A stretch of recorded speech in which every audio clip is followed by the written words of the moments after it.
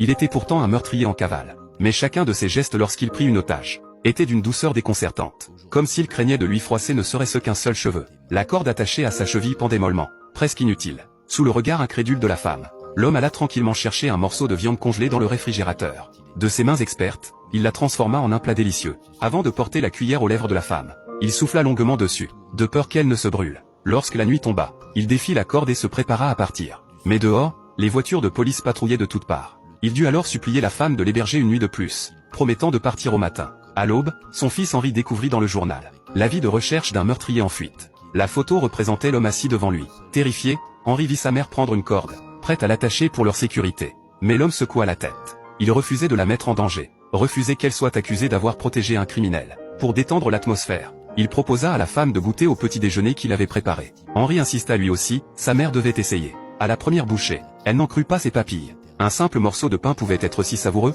À cet instant, face à cet homme si attentionné, Adèle est divorcée depuis des années, sentit son cœur se troubler. Après le repas, l'homme ne resta pas inactif. Il répara d'abord le mur humide, aida Henri à entretenir la vieille voiture familiale, encostra les sols avec soin, puis montra au garçon comment tenir correctement une batte de baseball. La mère observait, muette, tandis que père et fils improvisés s'échangeaient la balle. Henri découvrait une forme de tendresse paternelle inconnue jusque-là. Adèle, de son côté, se laissa aller à l'émotion, prenant aiguille et fil pour repriser le pantalon abîmé de l'homme. À cet instant, il ressemblait à une véritable famille, et la maison retrouvait enfin un parfum de foyer. Mais soudain, un coup frappé à la porte brisa cette fragile sérénité.